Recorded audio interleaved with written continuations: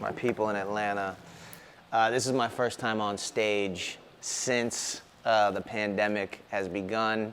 Unfortunately, there's nobody in the audience, and I feed off of the participation of the audience. So, Blake, you're just gonna have to shout me down with some amens, all right? My name's Andy Mineo. I'm a rapper, obviously, as Blake introduced me. But I'm just gonna need to get one thing out of the way off the rip. I understand that I look like a lobster. Yesterday I shot a music video, and I'm new to Atlanta. I'm not used to this sunshine. I lived in New York City for the last 13 years, and I just got cooked. My wife is normally the one, making sure that I have lotion and put on the lotion, and she wasn't there to help me with that. So I got scorched, and of course the day before I have to give a talk.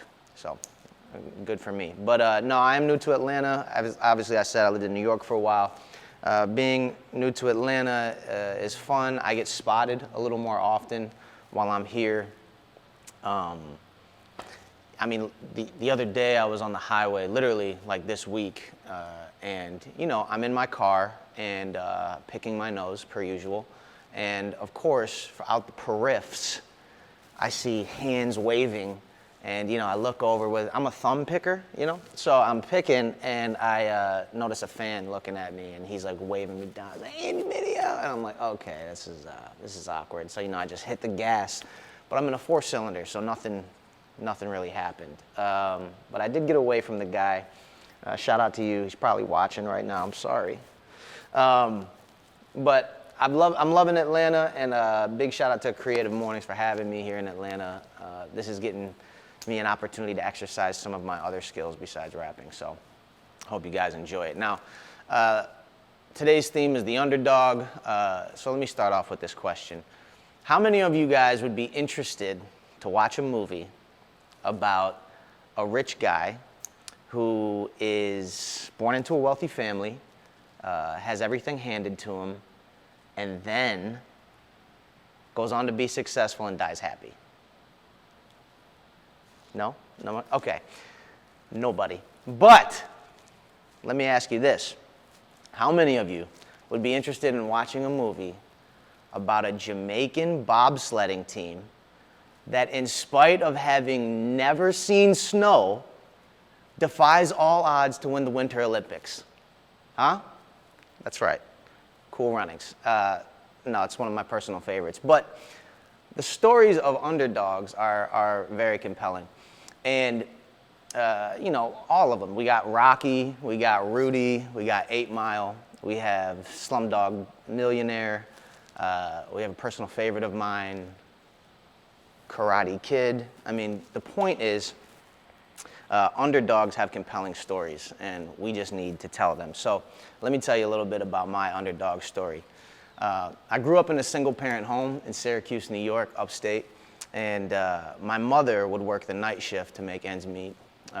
She was a shameless garage sale shopper, and when I say shameless, I'm serious. Like, if you complimented her at any point in time about what she was wearing, she would immediately tell you, yeah, got my shoes for $1 at a garage sale. And, she did that so that I could have some of the cooler sneakers and provide for me. So I am also slightly chubby. I often wear glasses.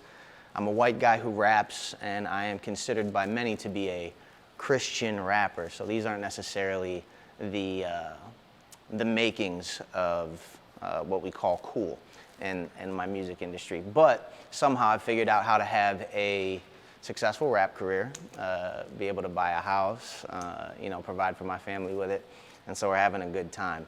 As a kid, me and my best friend Ryan, we didn't have a lot of money, so what we had to do was go out and buy CD singles.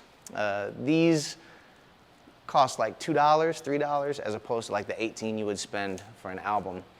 And on that CD would be the regular version, the clean version, and then like the instrumental. We used to break dance to these things, and when we would get done dancing, we would take the instrumentals and we would write our first raps to them. And so that kind of began the passion of rapping for me. Ryan went and stole a couple computer programs, and we were able to use those to start figuring out how to record music. I don't recommend that for anybody, but it's just part of the story and what happened. I went and I would buy a computer microphone. It's like this $12 microphone that you put on your desktop, and it was like real pencil thin. We started rapping on that, and then I would start saving birthday and Christmas money every year to compile them to be able to buy the next piece of equipment. And so what I'm going to talk about today is the advantages of the Underdog. And the first thing I want to get into is just tell you guys basically my story is I did the most with what I had. And that leads me to my first point, which is this. There is opportunity in your lack. Underdogs are often under-resourced, so they need to over-activate their creativity. That's essentially what I had to do growing up with my friend Ryan, figure these things out. We didn't have a lot, but we were still able to have fun. I also believe this, that limitations can push the boundaries of creativity and force us to look at things differently. You guys know this, that in school, I had a teacher once tell me this, options enslave you. He said limitations are actually great for helping you push the boundaries of creativity. Oftentimes in school, teachers will give us those limitations. One time I was told to create a song completely using sound effects and no actual instruments. And I learned so much from that. I stretched out a car honking horn and I turned it into a synthesizer and created one of my own unique sounds that I still use today. And so, you know, there's a lot of benefit actually to that. In other words, what I'm trying to say is limitations can help us push to find new and interesting stories, new and interesting things. And one thing I will say is if you don't have much, we are often self-conscious of that. We think that, man, by not having a lot, we won't have good technique, or we won't have the best cameras, or we won't have the best lighting. But what you can have is an interesting story. And I believe that good story trumps good technique any day of the week. And you can tell by some of our submissions today, the stuff that they sent us was incredible, and they did it with very little. So big shout out to you guys. Let me give you two examples of this. There's an artist I work with. His name is Words Played. He actually is on my label, Minor League. And we had spent so much money on working on his project that we basically ran through the marketing budget. So we didn't have much for the marketing, and so we had to get really creative to think about how can we pull this thing off. And so what he did is we actually went and we thrifted some really awful clothes. That was very cheap. We bought a really cheap, awful camera, and we created a low fidelity hour. What this was actually a remake, this was a remake of a public access television show.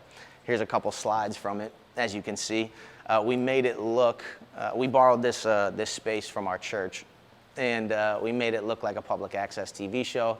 Here goes Words Played singing his heart out with an awful zoom in, and it ended up being great. So let me play you a little clip from that right now. It's hilariously awkward and delightful.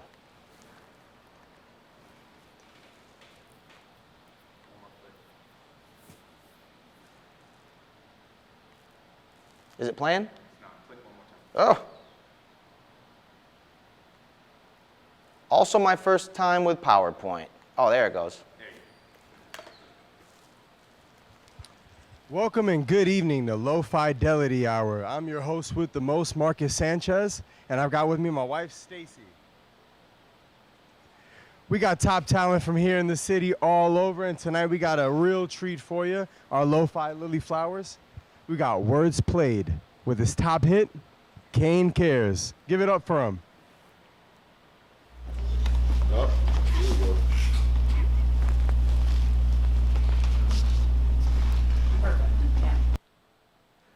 You guys will have to go ahead and watch the rest of it on YouTube. Just look for Low Fidelity Hour, words played. It's a trip. So here's another example, and it ended up being this great marketing piece for us. And it was so good that it even attracted the attention of Fred Armisen, who is obviously just an incredible comedian and artist himself.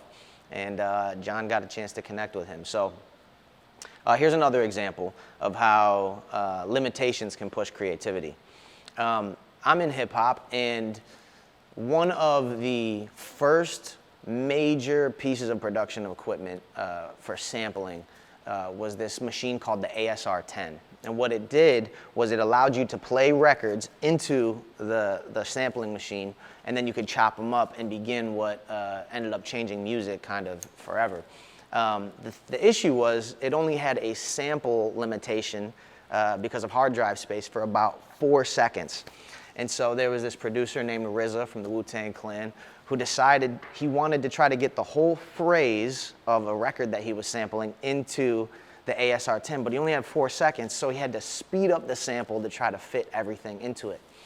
And by speeding up the sample, he created this iconic sound in hip-hop known as the chipmunk effect. Let me play you an example of it. This is Kanye West, Through the Wire, and you guys have probably heard this before. So, yeah, you guys can go listen to the whole thing. You've probably heard that sound a million times, and people recreate it all the time now in hip-hop. Producers were able to use their limitations to create this new and iconic sound in hip-hop. And so once again, we see an advantage of limitations pushing creative boundaries. So essentially what I'm saying is necessity can be the mother of invention. But if necessity is the mother of invention, then failure is the mother of innovation. This brings me to my second point, which is this. The underdog has the freedom to fail. You know, I talk to some artists sometimes. They come to me about music and they want my advice. A lot of these guys are just getting started. I get questions in my DMs, and a lot of people ask this question. What if nobody listens to what I make? And I just tell them, nobody's listening right now. You have nothing to lose. Just create it and put it out. And then they say to me, well, what if I create something and I put it out and they don't like what I make? Make something else. Just keep going. You literally have nothing to lose. I think that not having anything to lose was actually one of the biggest advantages to me when I started, because I was really bad. And the fact that I didn't have a big audience to criticize me gave me the freedom and the confidence to continue to keep creating and get better over time.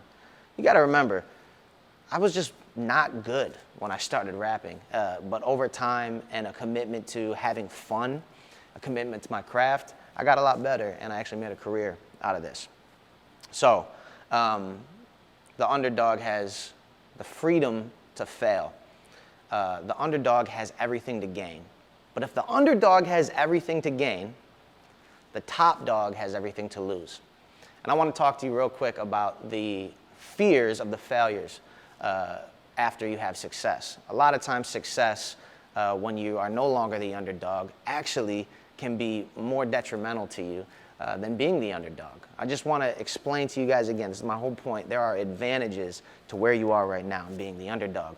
I'll tell you this, if I went into a boxing match and I was the underdog, I would have all the motivation in the world. But if you're expected to win and you don't win, there's so much shame, there's so much failure that comes along with that. I would always rather go into a fight being an underdog, but that's just me. Let me give you an example of this.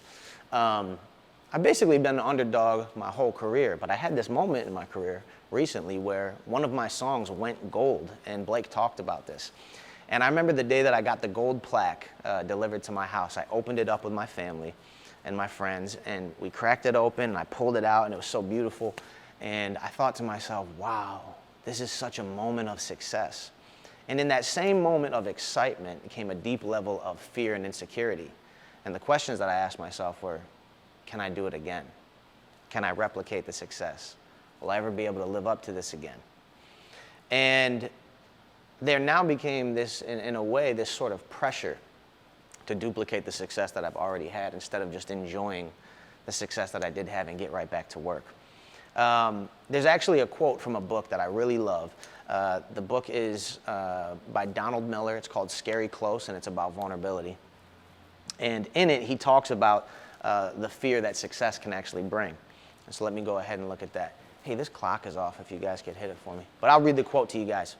Dr. Fiore suggested that succeeding in a career is not unlike walking on a tightrope.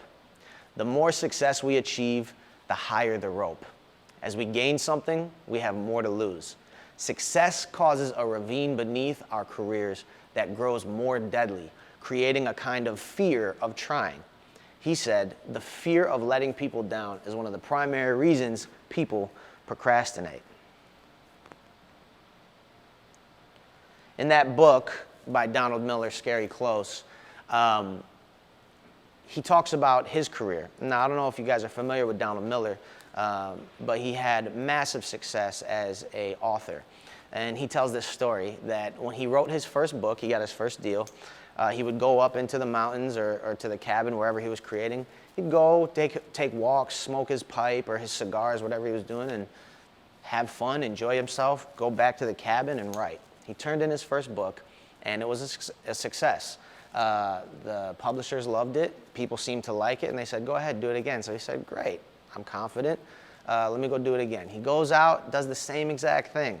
He goes to the cabin, out to the mountains, smokes his cigar, enjoys himself, and this time, he wrote his book in an even shorter period of time, and he delivered what went to go on to be a New York Times bestseller. You guys might know it. It's called Blue Like Jazz. New York Times bestseller, smashing, huge success. And with success comes a tremendous amount of praise, but what's also attached to praise is criticism.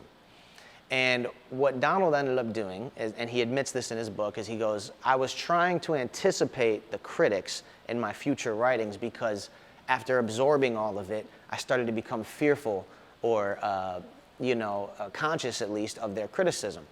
And he said in his writing, he started to try to address the critics by putting caveats in his writing and moseying around words. And although I do understand this perspective, all that stuff ended up creating writing that was not his best. And one of his friends called him out on it and said, you know, Donald, one of the things that you're missing in your current writing that you used to have is this fearlessness.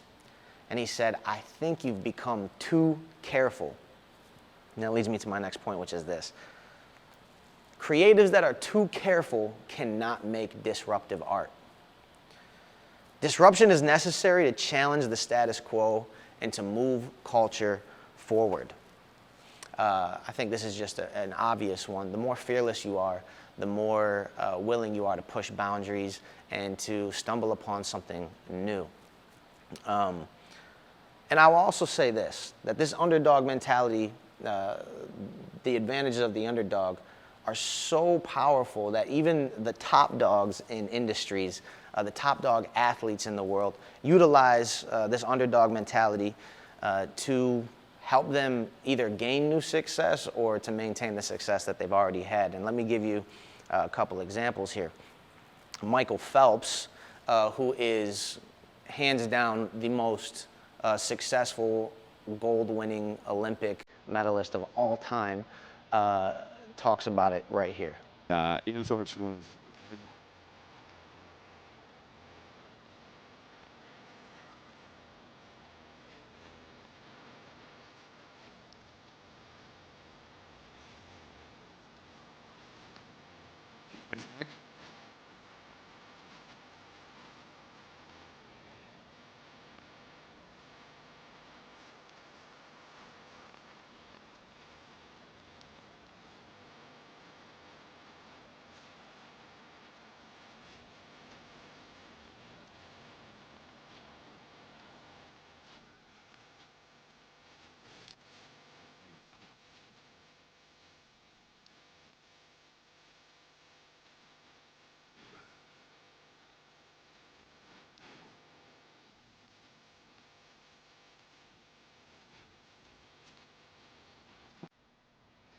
I love that clip. He talks about Ian Thorpe, knowing that putting doubting messages out into the media would actually push Michael to go even further and defy odds, for him to essentially become the underdog even though he was on top. A lot of you guys know about this documentary that's out right now. It's called The Last Dance by Michael Jordan. And it has almost become a joke on the internet. It has become a joke on the internet that Michael Jordan, people are calling him petty, but really what it is he would literally invent things that did not happen in order to give him a fight to pick with somebody, so that would inspire and motivate him to prove them wrong or to defeat them. Even though he had won a ton of NBA championships, 6 altogether, he utilized this mentality of being an underdog to help him get ahead, to the point where there's memes all over the internet about this. This is one of my favorite ones. Someone literally does nothing at all, Michael Jordan. That's it. That's all I needed. He's literally picking a fight with any and everybody, making stuff up in order to get the advantage. Here's another one that I love, and I took that personal. That's become kind of a quote in our house. If anybody does anything, it's funny. So let's, this is really hard without a live audience, because normally you get a couple ha-has and keep it moving. There we go. All right. Well, let me head into my last point. I only got a couple minutes left. Number 3 is the underdog has its day. Underdogs are often underappreciated, they're under-recognized, and they're pushed to the margins. They're usually the uncool people. But I've found that if you stick to what you do long enough, you're going to have your day. Usually whatever is in the periphery of popular culture or success becomes the dominant sound, aesthetic, or trend eventually. This is the story of hip-hop. This is the story of punk music. This is the story of rock and roll. At one point, it was not the popular sound. It was actually just in the fringes. Maybe young kids were into it. But it eventually becomes the popular sound. Why? Because people get bored and they want something new and interesting. And usually what's on the periphery makes its way to the center over time. Let me give you a couple examples of this. In 2011, I started wearing fanny packs. And it kind of started off as a joke, but I also was thinking to myself, I was living in New York City at the time, and I was like, these are really helpful, because I don't want a huge backpack, and I don't have, there's not enough room in my pockets, but the fanny pack actually could hold the things, my phone, my keys, my wallet. And so I started wearing them, but I wore them back off to the side. I was like, I'm not going to put it right in the front here. And of course, I was ruthlessly humiliated by my friends who would laugh at me. But I was like, you know what? I'm an innovator, right? I always say that. And a few years later, what is actually really funny is that 2018, it was considered the biggest trend of the year was fanny packs and shoulder slings, which are basically fanny packs for your shoulder. And some of those very same people who would laugh at me, friends like Alex Medina, he ended up wearing them all the time, and so I would give him as much crap as he gave me. But that's an example of things that were on the periphery. They eventually have their day. They come around to popular culture. Let me give you another example here. This is Fieldy. He's from the band Korn. He's a buddy of mine. Him and Head are in a band called Korn. And I went to go see them live one day, and I pulled up on him in the tour bus, and as I was hanging out, I got to see Fieldy had jeans on, and there were scribbles all over his jeans, little words, little pictures. And I said, yo, are those designer jeans? And he goes, no, I bought these at PacSun. He's like, I've been scribbling and drawing on my jeans since I was a kid. And I said, why is that? He said, well, we didn't have a lot of money, but I was able to do this and kind of be creative and fun. And he's like, seems like it's a trend now, but I used to get made fun of for it. And the reason why I asked him if they were designer jeans is because I thought I had seen them. And here they are. Gucci actually made a pair of jeans with scribbles on them. They're called the Gucci Scribble Design, and they're sold for $1,200. So let's just start there. It's a perfect example. Let me give you one more example, and then I'm going to wrap up.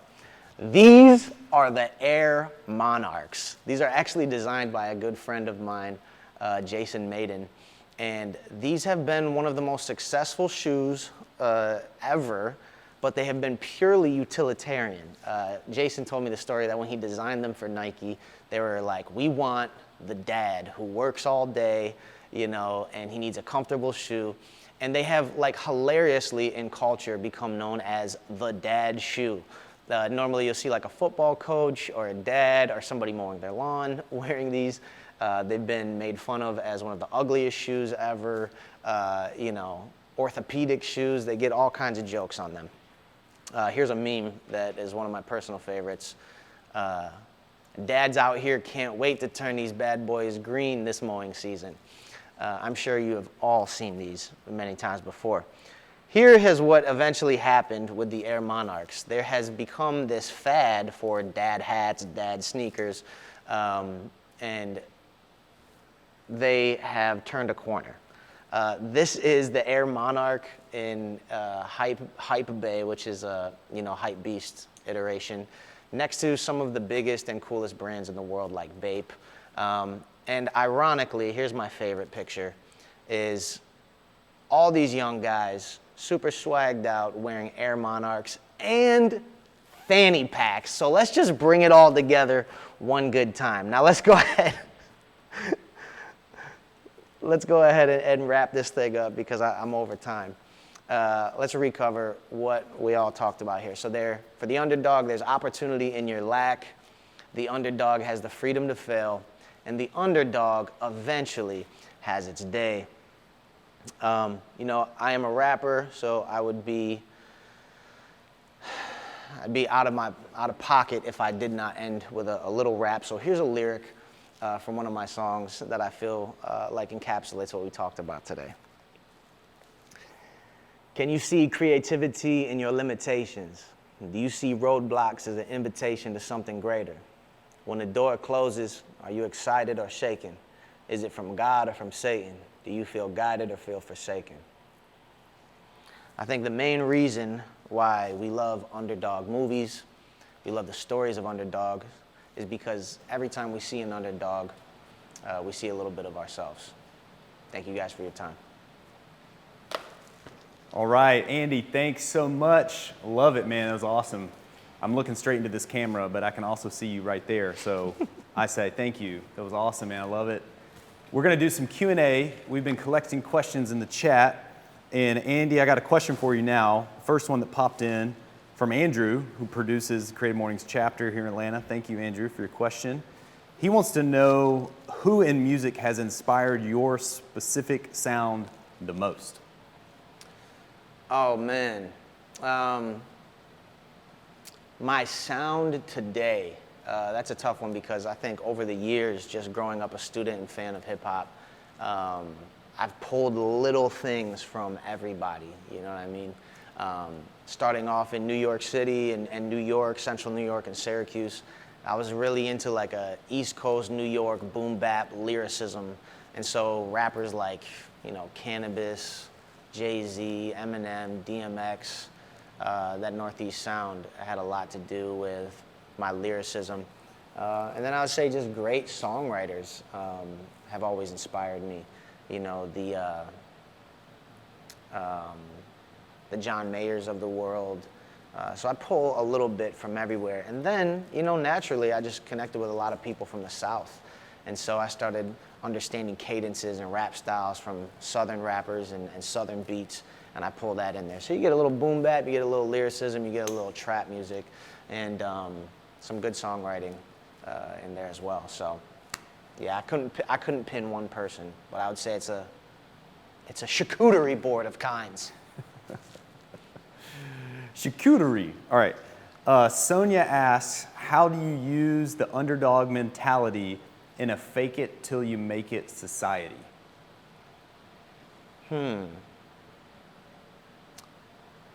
Yeah. Well, I guess I don't like fake it till you make it, obviously. I know that's a thing, but I vehemently push against it because of point 3, is that the underdog eventually has its day. Meaning if you stay true to what you do long enough, you will eventually have your day. You don't have to try to chase culture, oftentimes you can be exactly who you are and it'll make its way around to you. I think the thing about faking it is once you start, you kind of got to keep that lie up. But you can honestly always be yourself for as long as you're alive, because there's only one of you, and that's unique enough. There's a unique story there. So I am not a fan of fake it till you make it. I'm a fan of real and authentic. And typically by being real and authentic, the people who are going to connect most deeply with you are going to find you. It's called, you've heard this, like your vibe attracts your tribe. And so I have completely gone against that, and I've made a career out of it, and I've made a happy life out of just being exactly who I am. So I think if you fake it and you make it, you might have success, but I don't know if you'll have happiness, and I think that's one of the worst failures. All right, next question is from Sue Youngblood. Shout out to Sue, thank you for your question.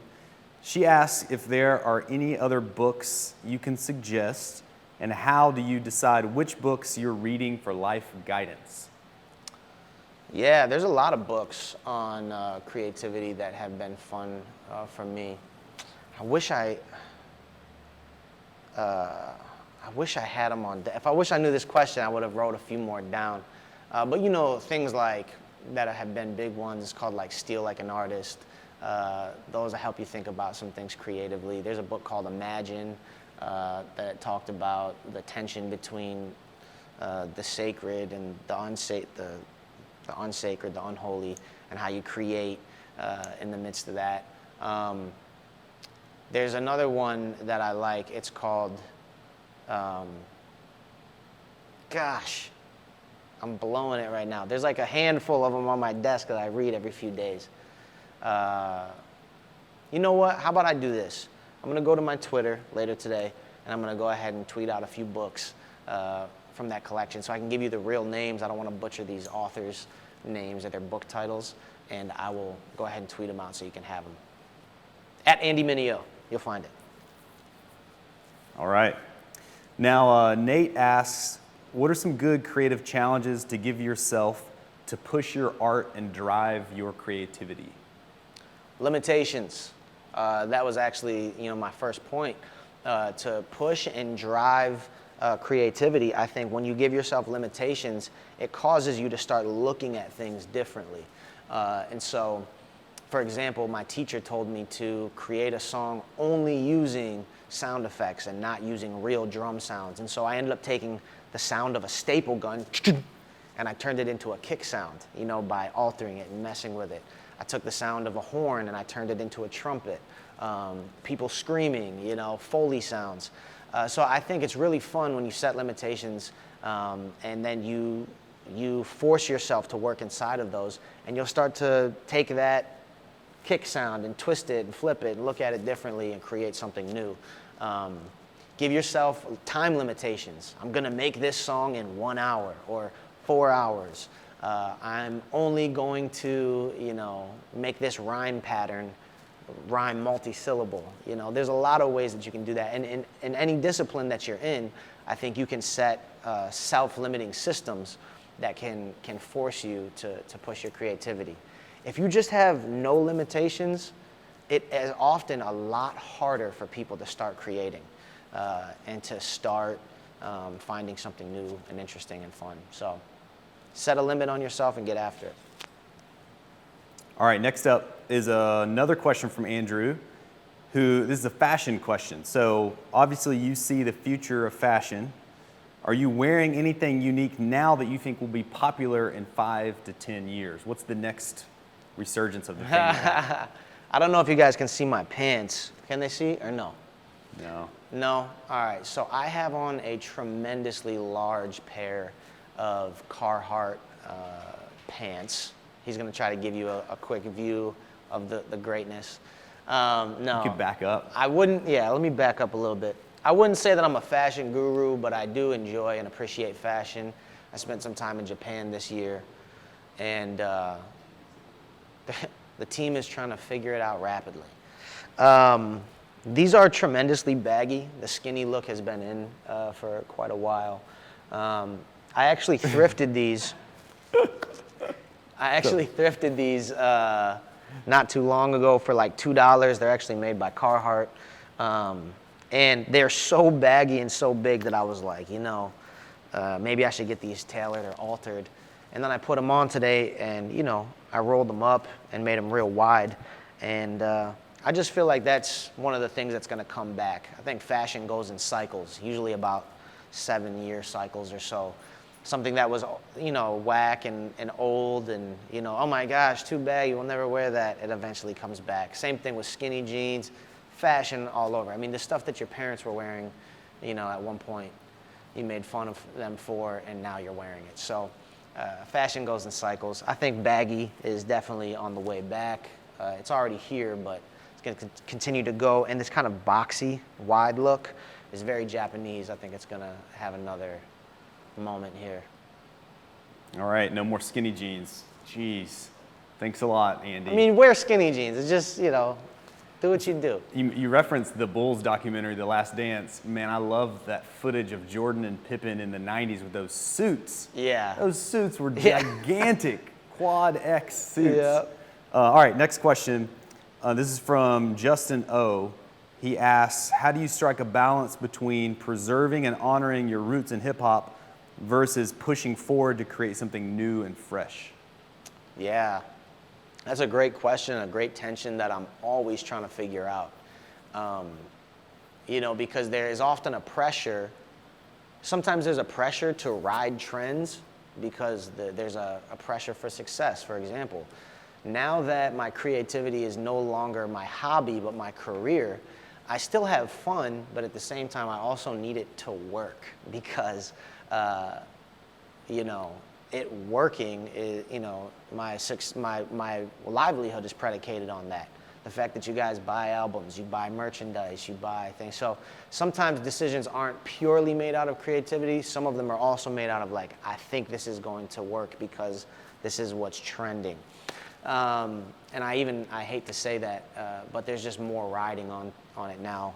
Like I was talking about in point 2, the underdogs, the people who don't have careers in this, don't have to provide or pay their assistants or their managers or their touring team or their booking agents, right? So there's a lot less fear there. But I try to stay as true to the craft as possible. And I try to preserve some of my boom bap, hip hop, New York sound and find interesting ways to meld it with what's happening so you don't just completely get left behind. The thing about innovation is it requires failure. And when I was working on my album Uncomfortable, that was one of the things that I put on my computer stand was do not be afraid to fail.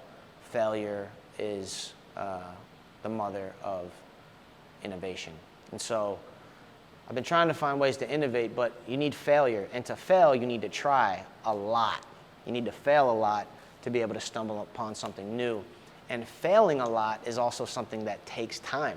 So I need to get in that studio and be able to work, 3-4 months failing, creating something that's never going to come out in order to stumble upon maybe one idea that will come out and change things. You know what I'm saying? So,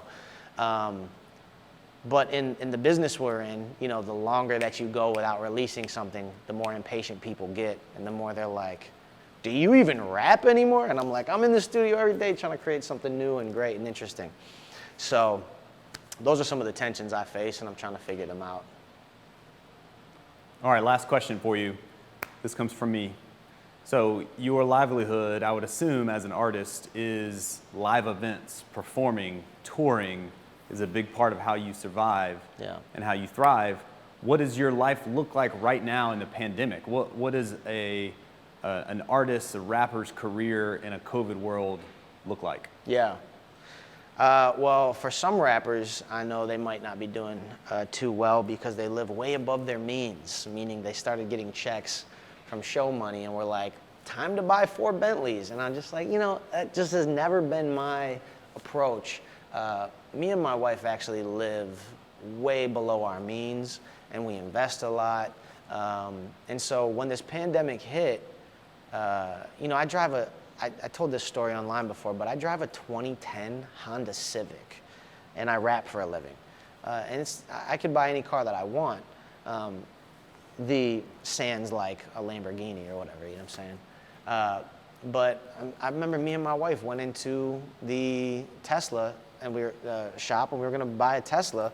And you know, I thought about it. And I just said, you know what? I'd rather invest this money into a house or something that's going to appreciate and grow instead of putting it all into this car.